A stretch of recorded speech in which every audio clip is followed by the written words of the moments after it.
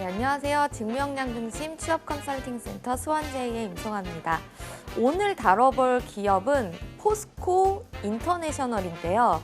지금 포스코 그룹이 채용 공고를 낸 상태로 이제 31일까지 서류를 접수하고 그 다음에 이제 면접 절차를 진행해서 6월 정도에 이 채용 절차를 모두 마감한다. 이렇게 공고가 되어 있는 상태인데요. 그중에서 오늘은 포스코 인터내셔널이라는 기업에 대해서 알아보도록 하겠습니다. 포스코 같은 경우에는 뭐 당연히 철강을 중심으로 사업을 펼치는 기업이라는 거 워낙 잘 알고 계실 테고, 포스코 인터내셔널은 그중에서 종합 상사, 글로벌 종합 상사 기업입니다.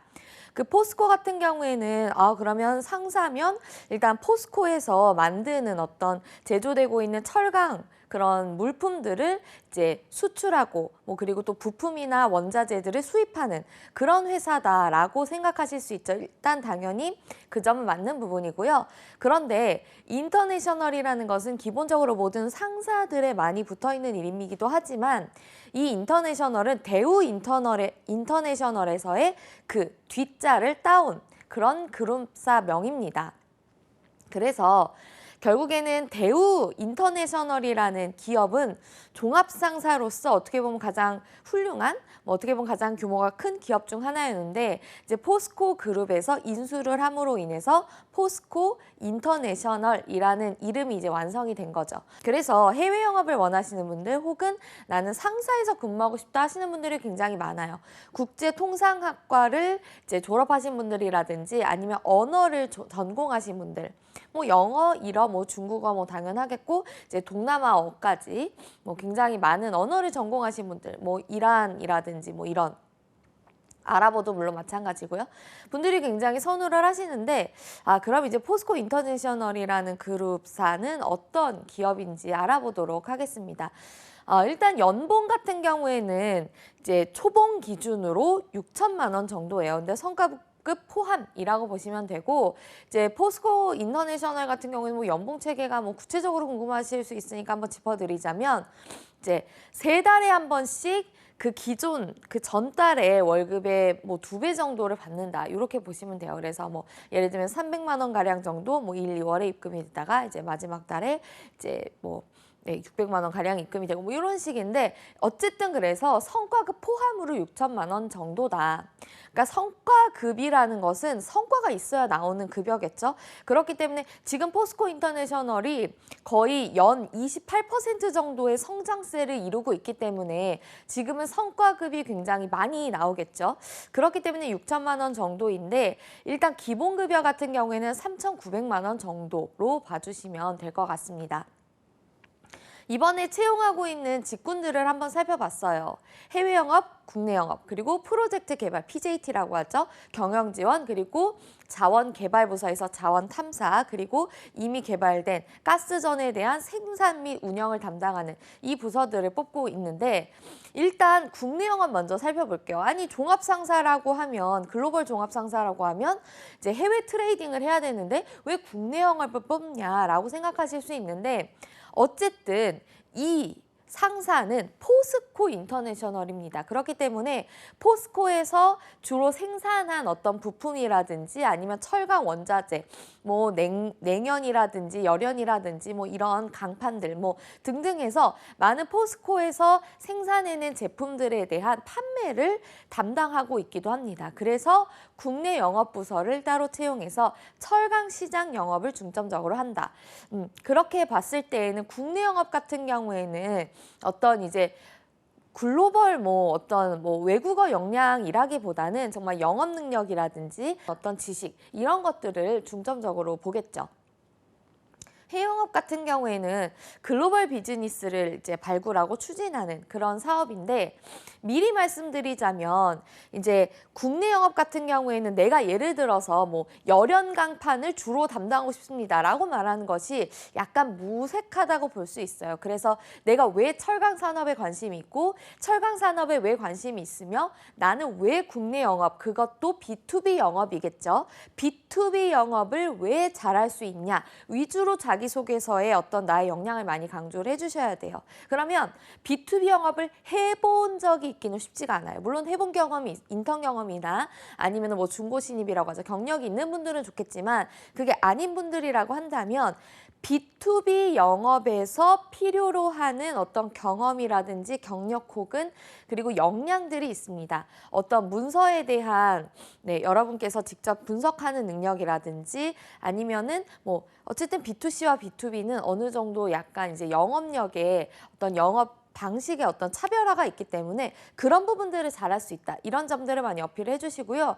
해외 영업 같은 경우에는 예를 들어서 나는 동남아 뭐 어떤 그런 언어적인 강점이 있다 하시면 예를 들면 뭐 이제 팜이라든지 아니면 나는 그 이외에 뭐 다른 것들 뭐 내가 어느 정도 뭐 일본어라든지 뭐 아니면은 중남미 언어 뭐 등등 아니면 북미 언어 등등에 관심이 있는데 내가 그 중에서도 이 사업 분야에 관심이 있다. 이 부분을 여러분께서 지원서를 작성하실 때에는 따로 어떤 특정 부서를 선택하도록 되어 있지 않지만 자기소개서를 작성하실 땐 특정해 주시는 게 좋다.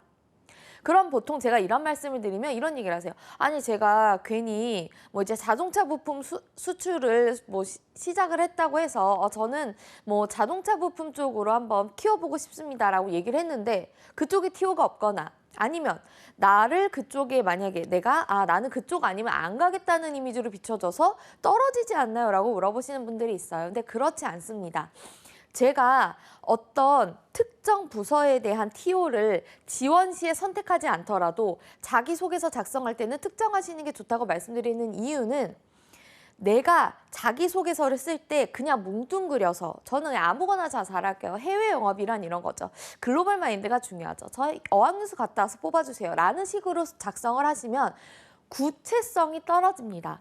구체성이 떨어지면 결국에는 이 기업에 대한 어떤 관심도라든지 준비성에 대한 성실도 부분에서 평가가 떨어질 수가 있어요. 그래서 전 이건 아니면 안 할래요라는 어조로 작성하시는 건 문제가 있지만 저는 그중에서도 특히 이 분야에 굉장히 관심이 많아서 이런 부분들을 특히 열심히 준비해왔습니다라고 어필하시는 건 중요하다. 그래서 그냥 해외 영업에 대해서만 어필하지 마시고 이 포스코에서 인터내셔널에서 하고 있는 여러 해외 사업 분야 뭐 이따가도 나오겠지만 올거나이징이라든지 아니면 뭐 자원 개발이라든지 등등에 대해서 내가 특정 분야에 대해서 이런 걸 잘하고 싶습니다라고 어필하시는 게 필요하다. 프로젝트 이제 개발로 넘어가서 이제 오거나이징도 채용을 하고 있습니다. 여기에 대해서는 여러분께서 이제 특정 분야에서 내가 이 부분을 잘할 수 있다는데 건설적인 부분에 대한 걸 어필하시기가 사실 어려워요. 그런 경우에는 내가 어느 정도 그 시장에 대해서 이 시장에 대한 어떤 공부를 많이 했다. 내가 이 시장에 대한 관심도가 있다. 이 시장에 대해 준비하겠다라는 식으로 어필을 하시고 경영 지원은 총무 분야로서 그냥 아무거나 잘하겠습니다. 정말 지원 활동을 잘하겠습니다. 라기보다는 세무 또는 회계 또는 법무적인 역량이 있는 분들이 지원을 하실 필요가 있고요. 그 부분에 대해서 최대한 어필을 하시는 게 좋아요. 정말 그냥 나는 단순히 경영학과를 나왔는데 경제학과를 나왔다. 그렇다면 특정 부분, 내가 어쨌든 세무 회계적으로 그런 어떤 뭐 처리를 굉장히 잘할 수 있다는 것들을 여러분의 직무 강점을 같이 어필해 주셔야지 그냥 총무? 이렇게만 그냥 얘기하시면 좀 이제 합격선에서 많이 멀어질 수가 있고요. 또 이제 지원 탐사, 가스전 생산 운영 같은 경우에는 특정 학과를 원하고 있죠. 그런데 그 특정 학과에 분들이 당연히 지원을 하실 때 미얀마 거주에 대한 거부감이 없음을 많이 어필을 해주셨으면 좋겠어요. 그래서 내가 향후에 이제 나오겠지만 자기소개서 문항 중에 뭐 나는 어떤 뭐 위기 상황을 뭐 극복해 본 적이 있다라든지 아니면 내가 다른 사람을 설득해서 뭘 해본 적이 있다라는 것에 대해서 글로벌적인 어떤 아니면 이문화라든지 이질적인 분야에 대한 어떤 내가 직접적인 문제 해결이 가능하다라든지 나는 적응력이 강하다라든지 힘든 순간을 잘 견뎌낸다라는 식을 특히 많이 어필을 해주시는 게 굉장히 중요할 것 같습니다. 채용 절차를 일단 보면 굉장히 어떤 분들은 많이 선호를 하실 거예요. 인적성을 안 보기 때문에 난 좀 인적성에 취약하다 하시는 분들께서는 굉장히 희소식인 기업 중에 하나일 수 있는데요. 인적성 대신에 AI 면접으로 거릅니다. AI 면접에 대해서는 도대체 AI는 뭘 보는 거냐, 그리고 인사 담당자들이 과연 이 AI 면접에서 녹화한 내용을 확인을 하긴 하냐라는 질문들을 많이 주시는데, 일단 인사 담당자분들이 녹화 영상을 확인을 하긴 합니다. 뭐 물론 모든 기업이 그렇다고 볼 수는 없지만 대부분의 기업들이 확인을 하고요. 그중에서 추가적으로 봤을 때 걸러져야 될 내용들에 대해서 거른다. 그리고 두 번째로 AI 면접은 그러면 어떤 것들을 많이 어필해야 좀 강점이 있을 수 있냐, 이 부분에 대해서 말씀드리자면 AI 면접에서 굉장히 심도 있게 직무 적합성 및 역량을 평가하기는 어렵습니다. 아직 이제 인공지능, 면접을 활용하는 인공지능이 그 정도까지 개발이 안 됐기 때문인데요. 예를 들어서 저의 직무 강점 이런 것이 있는데 이런 것들 이렇게 어필하겠습니다라는 것이 어떤 정말 현직자가 봤을 때 걸을 수 있는 정도의 능력은 아니다. 그럼 뭘 필요로 하느냐? 그 직무에서 많이 사용하는, 그리고 그 직무 역량이라고 입력한 값의 단어들을 많이 언급해 주시는 게 중요해요. 그래서 괜히 뭉뚱그려서 저는 어떤 경험을 했는데 그게 굉장히 좋았고, 혹은 그때 굉장히 저의 경험이 느껴지는 바가 저에게 굉장히 행복했고, 이런 식의 표현들이 떨어질 가능성을 굉장히 높여줍니다.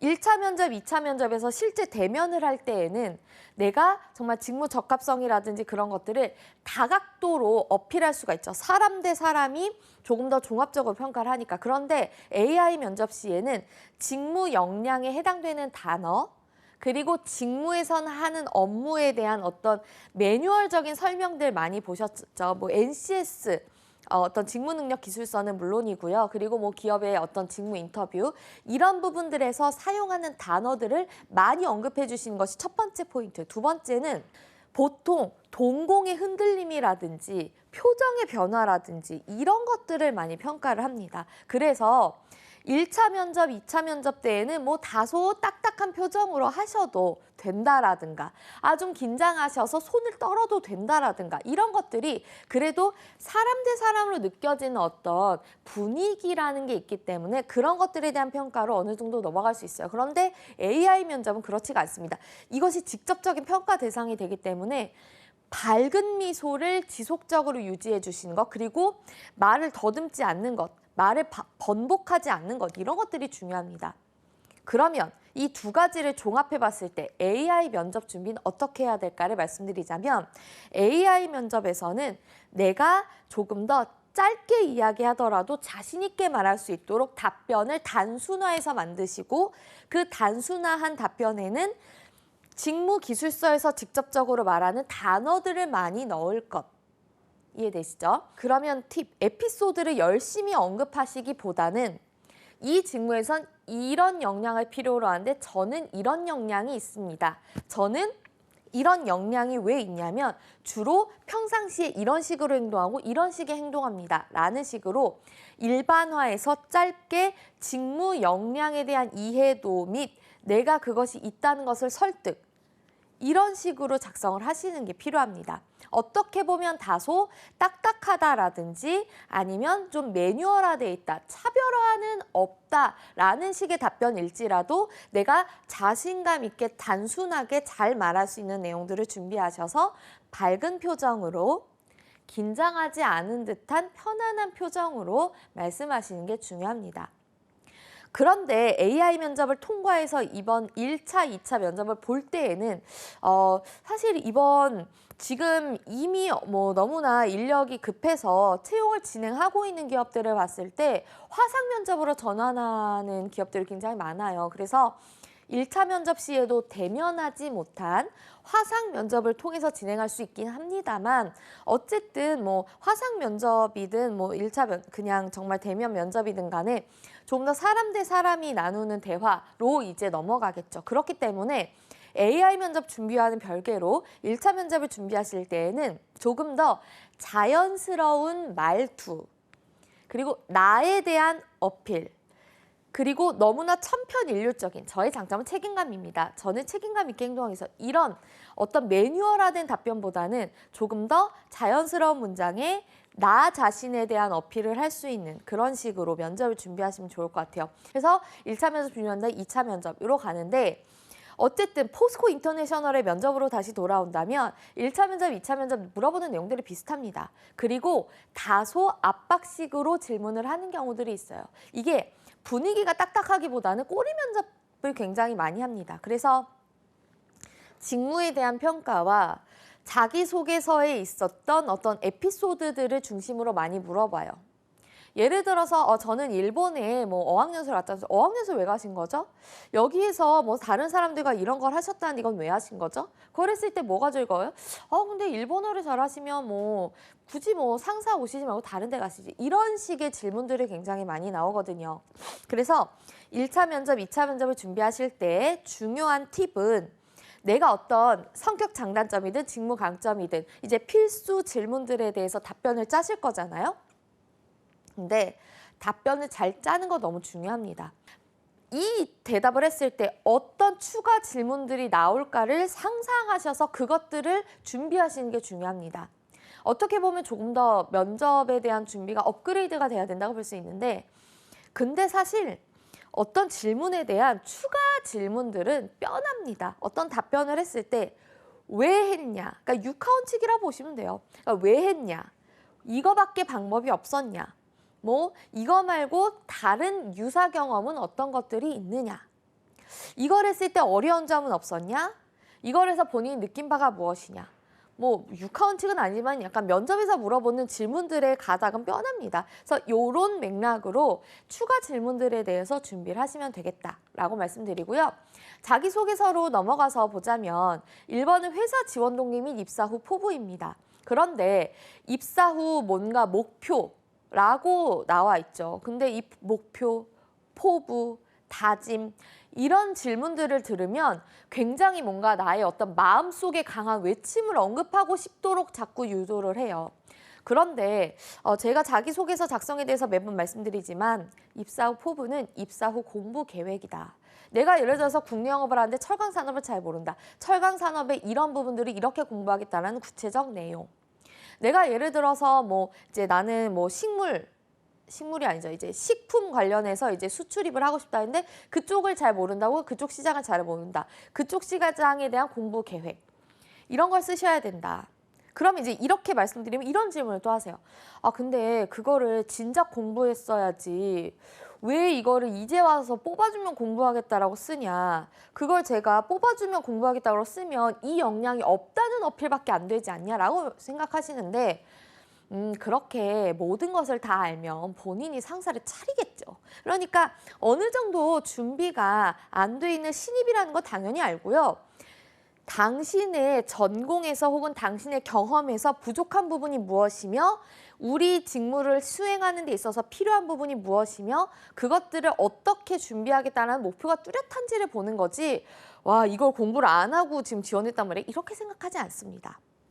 다음으로 이제 본인을 대표할 수 있는 이력 3가지는 짧게 서술을 하셔야겠죠.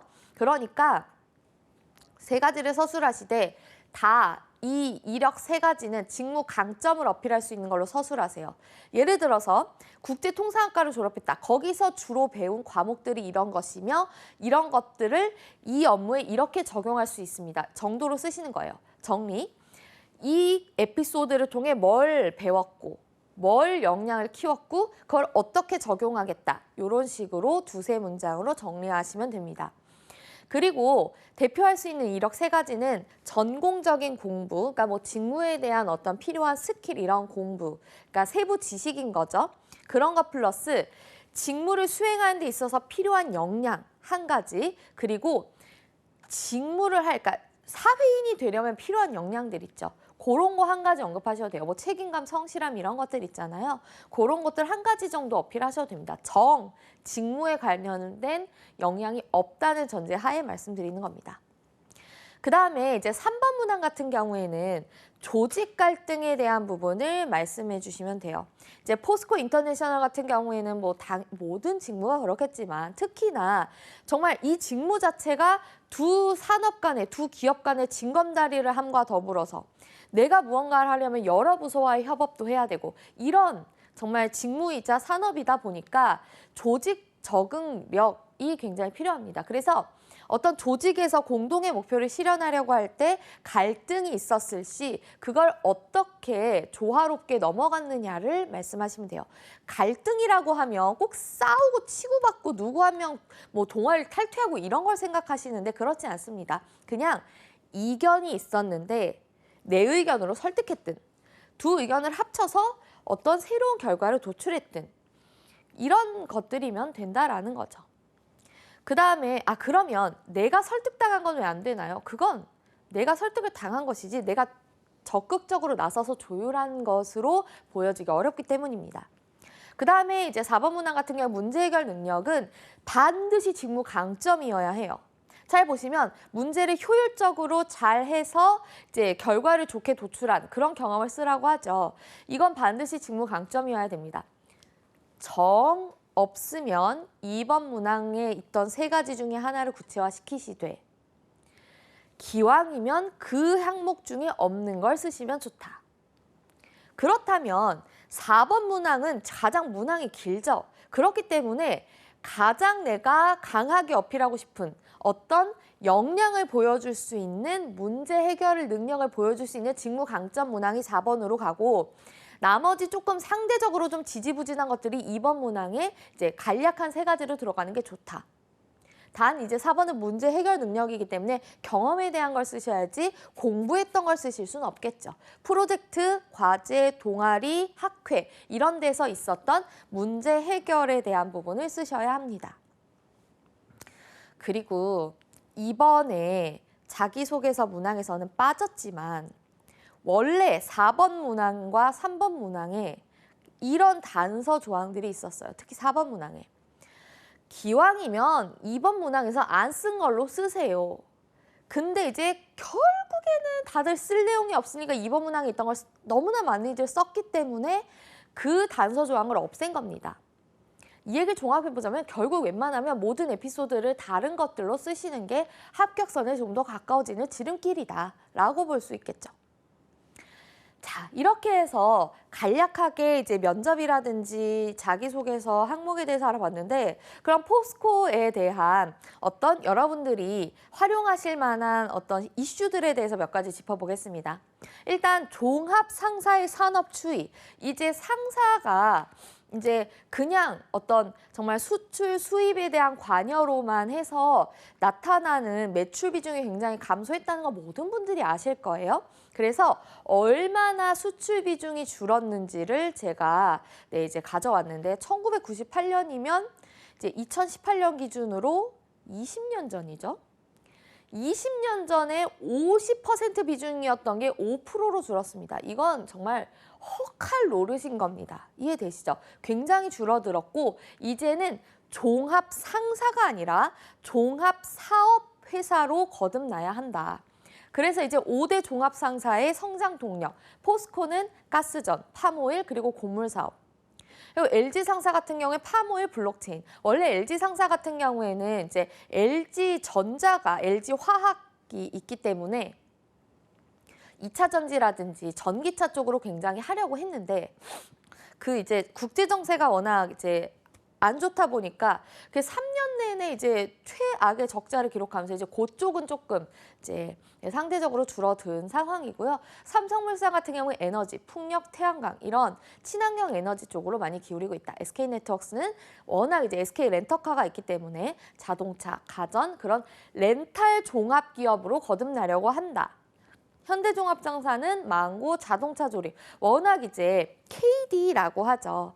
그러니까 자동차를 우리가 예전 완성품을 이제 수출을 했는데 그런 것이 여러 이제 무역 장벽도 그렇고 관세도 그렇고 이런 부분들로 이제 막히고 있기 때문에 부품만 내다 주고 그 완성차를 팔 그 시장에서 직접 생산하는 그런 것들이 굉장히 늘어나고 있기 때문에 현대는 현대차 그룹의 어떤 계열사, 어떤 그룹사라고 볼 수 있기 때문에 자동차 조립 관련된 부품, 어떤 그런 것들에 대한 수출입 이런 것들을 많이 하고 있다. 이렇게 볼 수가 있겠습니다. 자, 포스코 인터내셔널의 기업 이슈 중점적으로 볼게요. 그러니까 여러분께서 그 전 단계에서 어떤 것들이 이제 종합상사들이 각각의 중점을 두고 있는지 정도는 알아두시는 게 너무 중요할 거고 포스코 인터내셔널 같은 경우 일단 곡물 트레이딩이 굉장히 중요하겠죠. 곡물 트레이딩에 대해서 주력을 하고 있습니다. 일단 인도네시아에서 팜 오일, 요거는 이제 농장형 밸류체인, 직접적으로 우리가 농사를 짓는다, 이렇게 볼 수가 있겠고, 미얀마에서는 그 어떤 농산물을 가공한다. 그래서 쌀 중심으로 한 가공형 이제 밸류체인을 가지고 있죠.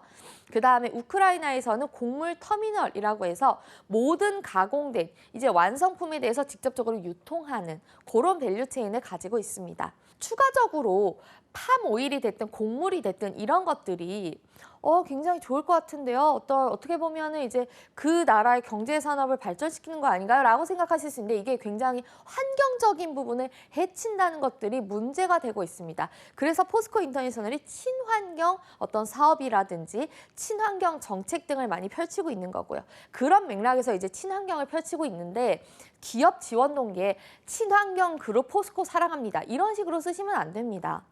친환경은 이 사업을 하기 위해 하는 것이지, 이 기업이 착한 기업이기 때문에 지원한다? 이거는 다소 말에 어폐가 있지 않나. 그 다음에 이제 굉장히 잘하고 있는 게 가스전인데, 미얀마에서 일단 2개의 가스전을 지금 운영을 하고 있죠. 이게 굉장히 어떻게 보면 자랑스러운 것이, 가장 큰, 그러니까 동남아에서 가장 큰 가스전입니다. 가장 큰 매장량을 가지고 있는 상황인데, 중요한 건 3번째 발견을 또 했죠. 이제 2월 달에 그걸 이제 발표를 했는데, 그래서 어떤 이제 가스전 이런 관련 사업으로 굉장히 두각을 나타낼 것으로 보인다. 영업이익이 그 전해에 약 2천억 원 가량이었던 것이 6,500억 원 가량으로 실적이 뛰었는데, 향후 더 굉장히 뛰어서 이제 유전 가스전에 대한 개발로서는 거의 이제 글로벌 위상을 드러낼 정도로 이제 각광을 받을 것이다라고 볼 수 있겠습니다. 이건 마찬가지로 굉장히 친환경, 그리고 어떤 이 나라에 대한 어떤 복지 혜택, 이런 것들을 굉장히 많이 함께 시행을 해야 합니다. 그렇기 때문에 다양한 어떤 복지 사업을 펼치고 있는데요. 그 부분에 대해서도 같이 주목을 해보시면 좋을 것 같습니다. 이 포스코 인터내셔널이라는 기업은 어떻게 보면 종합상사 중에서 가장 뛰어난, 그러니까 1위 기업이라고 볼 수가 있겠죠. 그렇기 때문에 향후에도 발전 가능성도 높고, 어떤 인력에 대한 티오도 어떻게 보면 지금 상사들이 굉장히 힘든 상황이죠. 그럼에도 어느 정도 인력 티오도 있다고 볼 수가 있겠습니다. 여러분께서 이번 면접에 가신다면 당연히 코로나 관련 이슈라든지 글로벌 정세에 대해서 많이 질문을 받으실 것 같으니까 그 부분은 기본적으로 준비를 해가셨으면 좋겠고요.